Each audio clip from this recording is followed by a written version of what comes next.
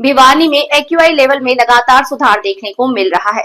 भिवानी का एक्यूआई 400 से घटकर 200 के पास पहुंच गया है।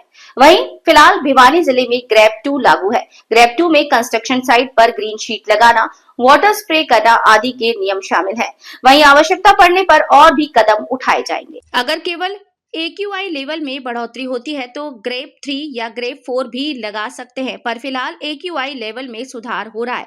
प्रदूषण कंट्रोल बोर्ड के अधिकारी सुनील श्योराणा ने बताया कि भिवानी जिले में एक्यूआई 400 से घटकर 200 के पास पहुंच गया है। उन्होंने कहा कि एक्यूआई लेवल में सुधार हवा की स्पीड भी डिपेंड करता है। अगर हवा तेज है तो एक्यूआई लेवल भी सुधार होता है, और या फिर बारिश हो जाए तो भी एक्यूआई लेवल में सुधार होना निश्चित है। उन्होंने कहा कि भिवानी में अभी ग्रेप 2 लागू है और ग्रेप 2 के नियम ही लागू किए गए हैं।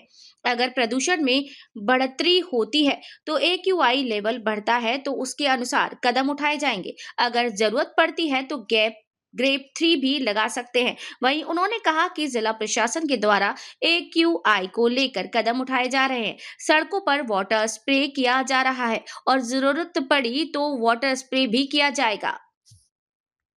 इम्प्रूव हुआ है।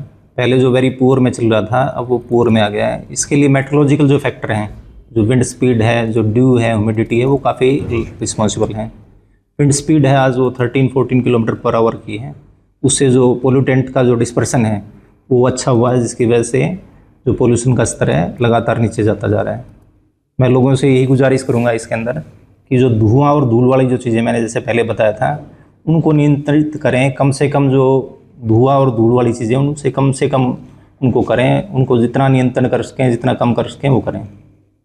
तो इसके अंदर जो डिफरेंट जो एजेंसीज हैं, जैसे म्यूनिसिपल काउंसिल है, कॉर्पोरेशन है, पूरे हरियाणा के अंदर, खाली भिवानी में नहीं, उनमें हमारे यहाँ ये हो रहा है कि जो मैकेनाइज स्वीपिंग जहाँ पे मशीन से वो करवाया जा रहा है, वाटर की जो स्प्रिंकलिंग है वो करवाई जा रही है।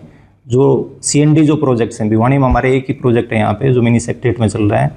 जो CND प्रोजेक्ट्स हैं उसके लिए गाइडलाइंस हैं कि उसके अंदर जो कर्टेंस लगाने हैं, एंटी स्मोक गन लगानी है, जो सेंसर लगाने हैं, वो सारे जो हैं नियंत्रण करने के लिए धूल को वो उपाय सारे किए जा रहे हैं। सड़कों पर रोड से उनके ऊपर जो वाटर स्प्रिंकलिंग है वो है। साथ में जो मैकेनाइज स्वीपिंग मशीन है ओड आवर्स में, लेट इवनिंग, अर्ली मॉर्निंग, वो भी जो हम है म्यूनिसिपल जो काउंसिल है उसके द्वारा किया जा रहा है। जो बात करें सर, बीच में प्रदूषण का लेवल 406 तक चला गया था, अभी हालात मौजूदा स्थिति में कितना है? आज 200 के राउंड है हमारा, 200 के राउंड फ्लक्चुएट हो रहा है। तो पुअर में है, पहले वेरी पुअर था, वो काफ़ी इंप्रूव हुआ है। पहले जो पोल्यूटेंट का डिस्पर्सन नहीं हो पा रहा था वो, जैसे मैंने बताया, विंड स्पीड अच्छी होगी तो काफ़ी डिस्पर्स हो गया है, तो उससे 70 अभी और नीचे जा रहा है। विंड स्पीड आज 13-14 किलोमीटर है, अभी और अच्छी होगी तो और ज़्यादा जो स्तर है वो नीचे जाएगा। तो अच्छी होने की जी पे जो फायर क्रैकर हैं वो चाहे ग्रीन चाहे नॉन ग्रीन, वो पूरी तरह से प्रतिबंधित है। जो NCR डिस्ट्रिक्ट हैं उनमें किसी तरह का फायर क्रैकर अलाउ नहीं है। पुलिस डिपार्टमेंट उसमें चलानिंग भी कर रहे हैं, पीछे में हमारे पास चलान आए थे, तो वो पूरी तरह से प्रतिबंधित है। उससे ऐसा नहीं है कि अभी विवाह वगैरह के समारोह होंगे तो उनसे कोई इस तरह से कि फायर क्रैकर से कोई पोल्यूशन बढ़ेगा। उसके लिए हमारे जो टीम है वो सतर्क हैं, सब डिवीजन लेवल पे, ब्लॉक लेवल पे भी। किस तरह का प्रावधान है चलान के साथ? इसमें चलानिंग भी है, सीजिंग का भी है और FIR का प्रावधान है। जो एक्सप्लोसिव रूल है 2008 के, उसके अंदर पुलिस के पास इसमें सारे पावर्स हैं। अभी तक का एक्शन क्रैकर्स वो हमने पीछे सीज किए थे पुलिस महकमे के साथ, 3 जो FIR हैं वो करवाई है। तो फायर क्रैकर अब तो कोई इस तरह के बांड हो नहीं रहे, कहीं कोई हमारे पास ऐसी रिपोर्टिंग नहीं आ रही है। तो जो पार्टिकुलेट मैटर PM 2.5 है उससे कम है। जो कण है उनकी माइक्रोन में साइज होती है, जो पोल्यूटेंट के, वो नेकेड आई से विजिबल भी नहीं होते हैं। वो जितनी साइज छोटी होगी वो उतने ही रेस्पिरेटरी सिस्टम में डीप पेंट्रेट करते हैं। जो हमारे फेरिंग्स है, लैरिंग्स है, उसके बाद ट्रैकिया है, लोबलाई है, जो रेस्पिरेटरी ट्रैक्ट है जिसके थ्रू हम, विंड पाइप है, ट्रैकिया, जिससे हवा अंदर जाती है लंग्स में, तो जितना छोटा पार्टिकल होगा उतना ही गहराई तक पेंट्रेट करता है। तो जो छोटे पार्टिकल हैं वो ज़्यादा इसमें नुकसान करते हैं, जो PM 2.5 है। स्वास्थ्य विभाग ने भी इसमें एडवाइजरी जारी की है कि मास्क का इस्तेमाल, ग्लासेस लगाएं, जहाँ ज़्यादा इस तरह से देख रहे हैं इन चीज़ों को।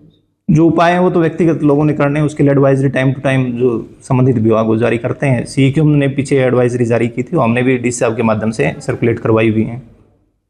इसमें CEQ ने already graded response action plan बना रखा है। जैसे ही एयर क्वालिटी इंप्रूव होगी तो उसके अंदर रिलैक्सेशन दी जाएगी। जैसे एयर क्वालिटी डिप होगी, खराब होगी, तो उसके अनुसार जो नियम्स हैं वो और स्ट्रिक्ट किए जाएंगे। चाहे वो CND प्रोजेक्ट्स को बंद करने की बात हो, चाहे क्रेशर्स हैं, माइंस हैं, उनको बंद करने की बात हो, तो ऑलरेडी उसके लिए एक जो है ना चरणबद्ध तरीके से, फेज आउट तरीके से एक ऑलरेडी गाइडलाइंस बनी हुई है, तो उसको ऑलरेडी हम फॉलो करवाते हैं। जैसे ही जो भी ऊपर से आदेश आएंगे CEQM से, जहाँ से मॉनिटर होता है रेगुलर कि अभी ग्रेड हमारे 2 चल रहा है, जो ग्रेड 2 ग्रेडेड 2 प्लान, जी। तो जैसे ही यदि डिटोरेट होगी क्वालिटी तो 3 आएगा, तो हम उसमें जो गाइडलाइंस उनको फॉलो करवाएंगे। ग्रेप 2 में किस किस तरह की सर ग्रेप 2 के अंदर मेन जो कंस्ट्रक्शन एक्टिविटी है उनने प्रिकॉशंस लेनी है, वाटर स्प्रिंकलिंग करवानी है, मैकेनाइज्ड स्वीपिंग करनी है, इस तरह की एक्टिविटीज़ हैं।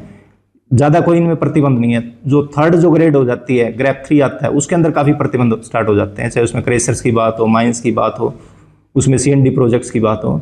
तो अभी तो इतनी ज़्यादा एयर क्वालिटी डिप नहीं हुई है, लगातार अभी इंप्रूव होनी स्टार्ट हो गई दीपावली के बाद।